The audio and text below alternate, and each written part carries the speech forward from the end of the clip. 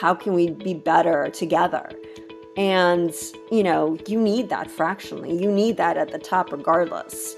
Welcome to the Fractional Edge podcast, the ultimate podcast where we unlock the power of workforce planning and discuss the rapidly growing fractional executive staffing strategies to supercharge your business. Meet your hosts, Carol Fraser, a workforce planning expert, Fractional Chief Human Resources Officer, and founder of C4 Talent. And Jason Hewitt, the sensei of marketing, Fractional Chief Marketing Officer, and founder of Fifth Degree Marketing. We'll bring you insights from seasoned pros, inspiring success stories, and actionable strategies to optimize your valued workforce. Don't miss this chance to upgrade your business with top industry leaders in today's competitive landscape. So tune in and learn how to unleash your competitive edge. Hello, everyone. Welcome to the Fractional Edge podcast. I am Carol Fraser, a fractional CHRO, and joining me with our guest is my co-host, Jason Hewitt, who is a fractional CMO. And we would like to go ahead and introduce our guest today. Karina, do you want to go ahead and introduce yourself, please? Sure. Karina Mikhli. I'm a fractional COO. I am physically in Brooklyn, New York, and I'm excited to be here. We're excited to have you. Now, just to remember, the Fractional Edge is all about highlighting fractional executives as a strategic option for your business and how that works into the workforce planning strategies of your organization.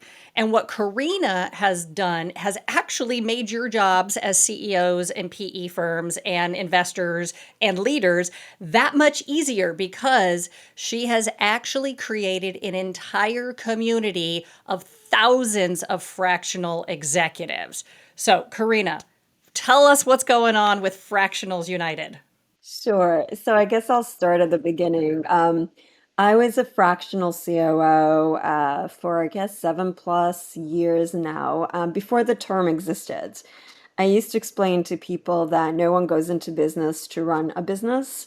And as soon as they have any modicum of success, the CEOs and founders get overwhelmed with the day-to-day, the people, the systems, the processes. So they would hire someone like me to basically run the business for them.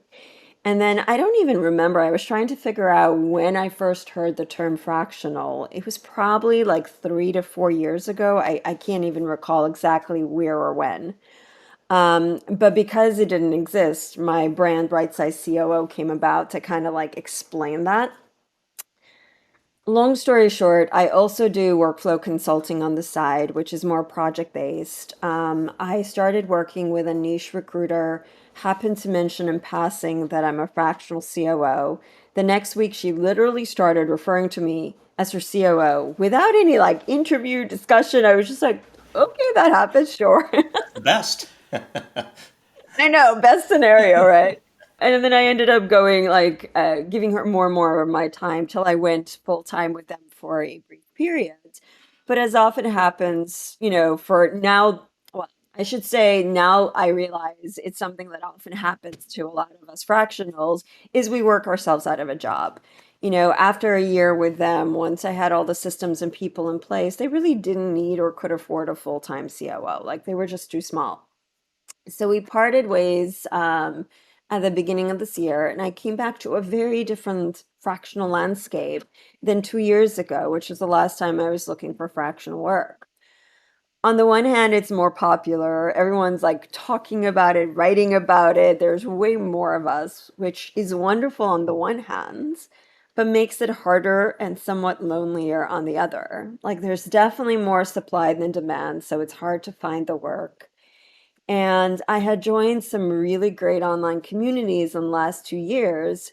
So I knew the power of like having your tribe and I couldn't find it. I found a bunch of platforms that supposedly help you find the work, a couple of communities on the other side of paid programs, but no like real community for the sake of community. So I had this idea January 7th. That evening I was Googling madly, couldn't find it. I remember looking at my husband and being like, is this the thing I do? Maybe, I don't know. Is there interest? So I just put up, a Slack landing page, messaged a bunch of my communities, put it up on LinkedIn. At the end of that first weekend, I already had over 50 members, and everybody was like, yes, please, yes, please. We just hit 6 months last week, and yesterday we hit 2950 members. We'll probably be at 3,000 by the end of the week. So I guess there was interest. Yes. Wow, it's unbelievable. Mildly. Karina, how is Carol and I both know how this is different, and I'll just disclose this. I have never been a huge Slack fan because all the notifications popping up. This is one community I am tremendously loyal to. I love it. But can you kind of explain the difference between maybe this community and other typical Slack communities? So I chose Slack because we're all on Slack for work anyhow. So I felt it would be like as a workflow consultant, like I'm all about like optimizing things, right? And honestly, I have stopped joining communities that are not in Slack because it's just too many freaking tools and platforms. And because we're in Slack anyhow, it just seemed like the easiest thing, right? And those are the communities I'm most engaged in. And because I'm, all about systems and processes, I have been very careful to, with Tammy's help, Tammy's our wonderful community manager, to create channels, with very distinctive purposes and to kind of, force people to stay in those channels so that it's easy for people to know what to follow and what to just disengage and not care about or even like join. And it does require some moderation and deleting and pointing and redirecting, but people are generally I'd say 98% of the time appreciative and or respectful about that. We've also shared tips and tricks on how to like quiet the noise. Like we have a loom, like I created a loom about like how I managed to stay on top of like all, this and all other communities to make it, like as distraction free as possible. And then we also have a newsletter, which was basically like geared to help people jump in and out and like stay on top of everything. Karina, you mentioned something earlier that the word fractional, of what it kind of was a couple years ago, what it is today, and that it's kind of a new coined word, if you will. What, in your definition, and how should we be educating our listeners on what is fractional against all the other types of strategic partnerships? Thank you for asking that, because there is unfortunately still a lot of confusion, and I feel like some people may think I harp on this too much, but I think it is important. So thank you. The biggest confusion is between fractional and consulting, and I guess interim to some degree. And one isn't better than the other. It's not about right or wrong, right? I'm a workflow consultant as well. And if I were given an interim, maybe depending on the opportunity. But the biggest difference is fractional. So I would look at it on like a couple of levels. So one is, are you part of the team or not? A fractional is fully embedded part of the leadership team. There really is no difference between a full-time CXO and a fractional CXO, except that the fractional is part-time and therefore doing other things. Like I have people in the community that have said that their team doesn't even know they're fractional, so that's how fully embedded you are. Whereas a consultant is not, they're more external. An interim is embedded, but an interim is obviously like part, temporary. Like that's the whole point. It's a stopgap. Another level to look at it is, do you have people reporting to you? A fractional absolutely does. You're a part-time leader. Consultant, rarely. Interim, depending on what the role you're filling. So two more important tiers. One is, can you represent the company? So a consultant should not. Fractional interim, yes. And is there an end date? So interim, obviously, like, you may transition from interim to full time or long term, is more suited, but you don't know, right? You're hired for a stopgap. Consultants, there is always an end date, even if it's a long term project. It's implied.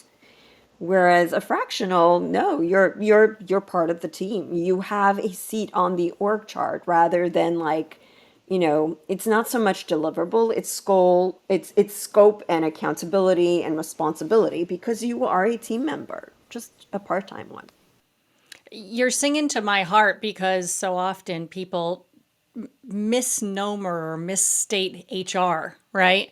No, HR is recruiting. HR is payroll. HR is, it's like, whoa, whoa, whoa. Like let's define what this is. So I totally love that you've gone through the effort to say, guys, let's look at this. So now that you've kind of defined it, what is the strategic advantage of bringing on fractional executives as part of the overall business strategy?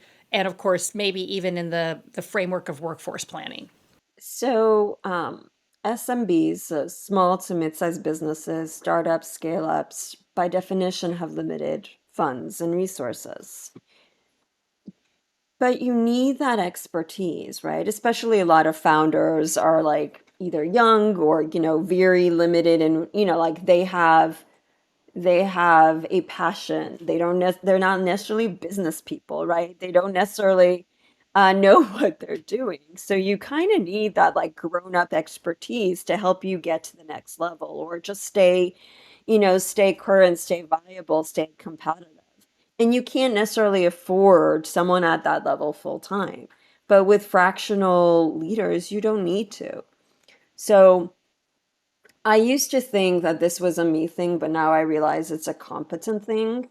Every 9 to 12 months as a W-2, I would get bored. So I would either like get promoted, let go, or move on because I would work myself out of a job. And I cannot tell you how many others in the community are like, me too, me too. It's like if you're good at your job, and unless you're working for like a Fortune 1000, chances are like you do not have enough to do at our level 40 hours, 40 plus hours. It is just not necessary. So if you bring in someone fractionally, you are literally paying for what you need and not the rest, just to, have them twiddle their thumbs and, look busy. So it is, I think, like fractional leaders are not only necessary competitive advantages for SMBs and startups and scale ups, but they're also force multipliers because we all know leadership is this wonderful thing that it's like, so there's this wonderful book that I'm blanking on the author's name. It's called The Multipliers. It's actually on my bookshelf. Hold on. Liz Weissman. She talks about the difference between leaders that are diminishers and multipliers. And diminishers are like the micromanagers and the people that like they need to be the ones and the center of attention and they suck out all the like energy out of a room or company, versus multipliers that are enablers and supporters and what leaders should be. And when you have limited resources, having a multiplier means that everyone is motivated to give their best and engaged and what it should be. Like people want to show up, and it's more about the paycheck. It's what are we doing together and what can we give and how can we be better together? And, you need that fractionally. You need that at the top regardless. And a fractional has to be a multiplier by definition. So it's a win-win. Karina, can you expand and talk a little bit about a lot of our audiences, business owners, CEOs, and executives? What's your advice on selecting that fractional CXO? Do you have any tips you could share? Yes. So it's like hiring anyone else. First off, you can come to Fractionals United, and we can share the job rec. It's free. We have a simple form on the site, or just fill it out, and I will share it with the community of almost 3K people. So right there, there's a It- cost benefit because they're not paying for placement fees. That's one. yes, Great yes, point, Carol. um, awesome. Um, but it's like any other hiring. Like, take your time to like talk to them and ask them questions. And so I actually had an like I'm a fractional COO myself, so I was talking to a potential client the other day, and the person who had pitched on fractional hiring made a good point about that we're 1099, so there's like no long term, like you're not tied into something, right? It's like you can try it with someone for a couple of weeks, couple of months, and if it doesn't work out, you part ways and you move on to the next. So that is also, like it's obviously take your time, talk to them. Personality matters so much, trust, because at that level, you're hiring a partner. You need to be able to trust that person, feel like you can be honest in yourself and like give advice, give feedback, take advice, be willing to take feedback. Because otherwise, don't even bother, because you really need to be able to like collaborate and trust this person. And at the end of the day, if it doesn't work out, you've learned, and there are thousands more. I know there are some people in the community, and I'm having conversations about it with other fractional leaders about whether to certify or not to certify, and standardize or not to standardize. And there are pros and cons, but the way I look at it, it's hiring like anything else. If you hire a full-time CXO and you make a mistake, you're not going to be like, "Oh, I'm done with CXOs." Like, that's just not a thing. You made a mistake and you move on and you try better. So fractionals, the same thing. If you make a mistake, it's not like, "Oh, fractional's bad." Learn from your mistake and try again and be smarter about your hiring decisions. That's all. That's probably the best advice I think I've heard. Whether, like you said, we're 1099. And we can come in and you can see if we are meeting the needs and raising, the awareness and heading towards the strategic goals. If we are not, and you need to bring on a different kind of fractional, just as one of my lovely little things, don't throw the baby out with the bathwater, right? Yes. Yes. And ask the right questions next time. You do it when you bring on freelance creatives a lot of the time. You do it when you hire a marketing agency. You do it when you hire a recruiter, right? If you do it with an outsourced recruiting firm. If you don't like the candidates that they're giving you, you find a different recruiting firm. It's not the industry, it's the Right. individual. And Exactly. let's just find you the right individual. Yeah. Exactly. Absolutely. Karina, let's talk a little bit about Fractionals United in terms of, obviously rapid growth. And the lesson there for any entrepreneur is whether it's a Slack community or a business revenue center, when you're growing something, there's always challenges. What have some of the challenges been that you've encountered, and some of the surprises? Have there been any pleasant surprises in there? Yes. So this is my first time in the CEO seat, right? Like I'm usually the one behind the scenes as the COO. So it's my first time as the visionary and not the integrator, which has been a whole interesting experience, good and bad.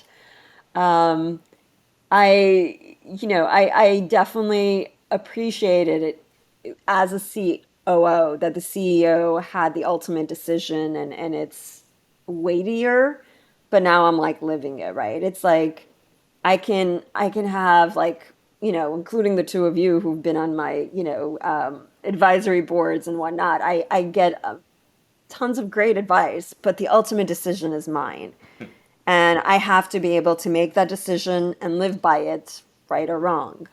And that's sometimes been challenging, especially where free communities. So, talk about like limited resources. Like, I've had to be really creative and really focused on where I do put, the limited resources I have, both my attention and money and whatnot.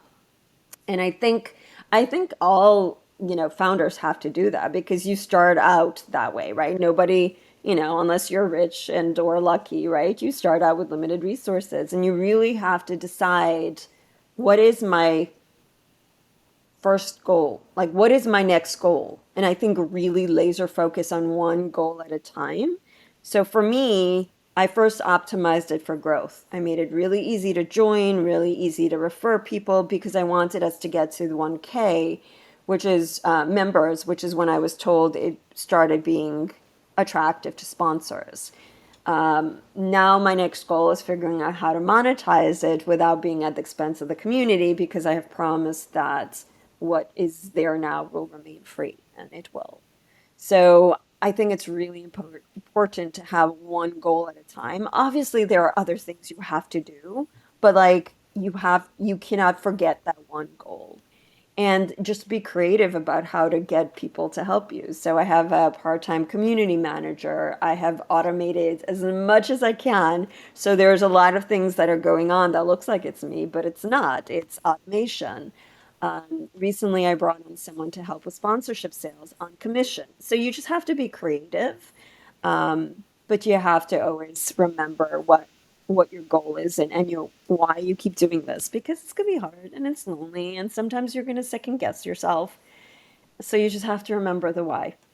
I'm Okay. doing it to help fractionals. I thought the emails that I was getting from you, those aren't personalized one-off emails. I thought I was the only one getting this. That's good automation right there. So, Karina, we've asked you a lot about the community. You've mentioned a little bit about your fractional COO work. What would you like to maybe highlight about your fractional COO work that would be helpful or attractive for our listener base? Sure. So I work best with visionary CEOs, which means CEOs that want to focus on either the product or the strategy or the service. Like they have this, they have a reason or a purpose of why they started the business and they want to focus on that. They don't want to deal with the day to day because I enjoy running the day to day and doing that as a partner to them. I've done it across many industries, but the ones I've been told to niche. So the ones I choose to highlight that I've done a lot are professional services, as well as professional development, obviously community and SaaS. And because I also wear that workflow hat, I focus on optimizing services, focusing teams, streamlining, just making it run smoothly. Okay. And where do you see the future of this fractional genre going?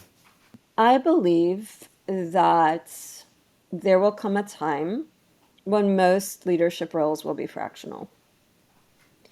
And that, just like now there's an option of like, full-time contract, part-time, fractional will just be a thing.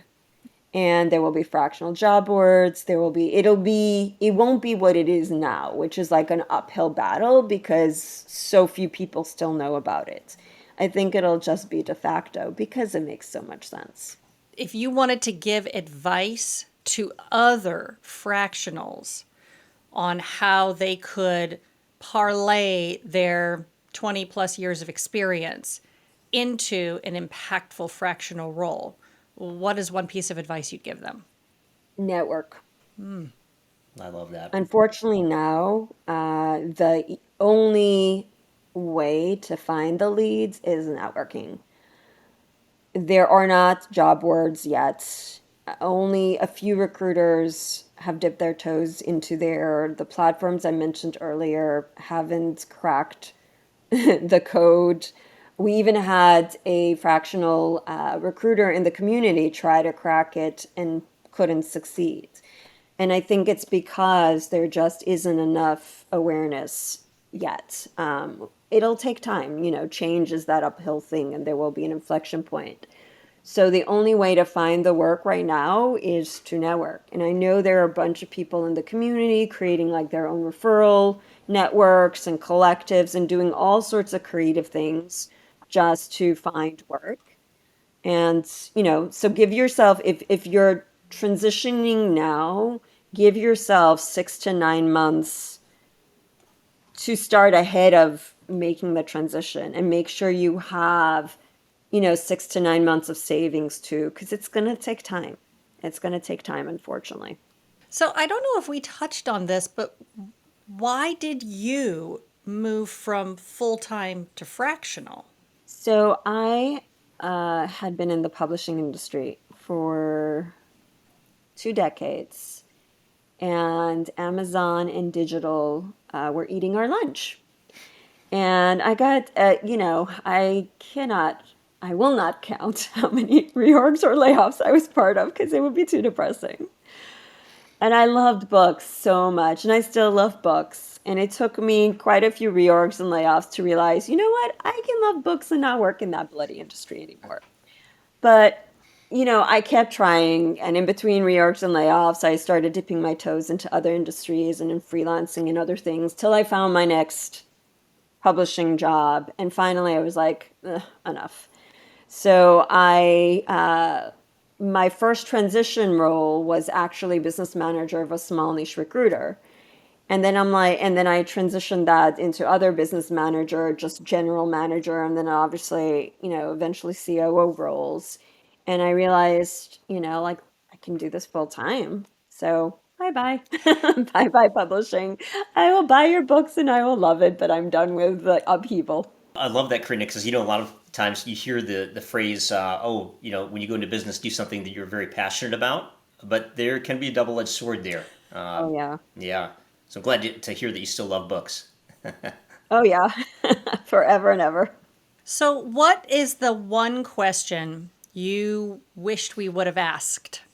What I would like people to know about Fractionals United.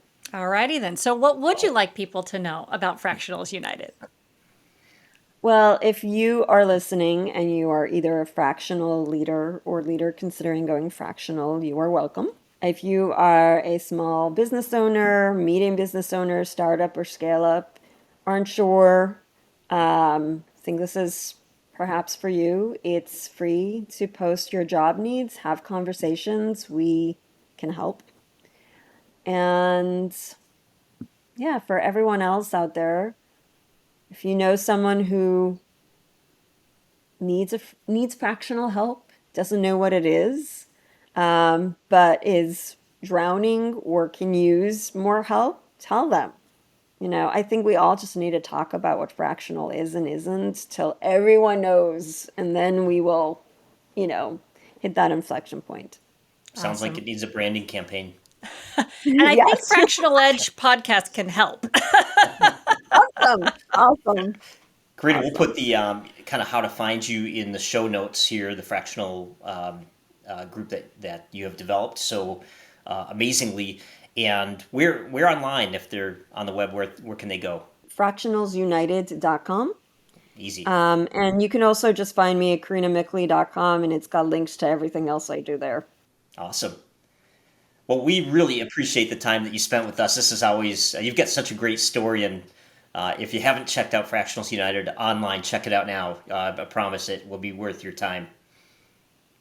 Thank you. Yes, Karina Mikhli, thank you so much for being here. And again, if you are interested in learning more about fractional executives and how they are truly the key to your organization's success as part of workforce planning, be sure to listen to our podcasts. We are here for you. Karina's community is here for you. And it really is just a great way to ensure that your business is heading in the right direction for its greatest success.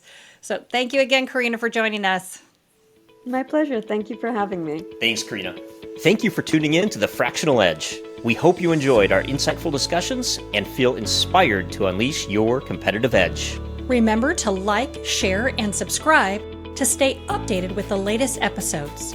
You can also connect with our podcast guests to benefit from their expertise and explore collaboration opportunities by visiting our website, thefractionaledge.com. Join us next time as we continue to explore the power of workforce planning and fractional executives in today's competitive business landscape.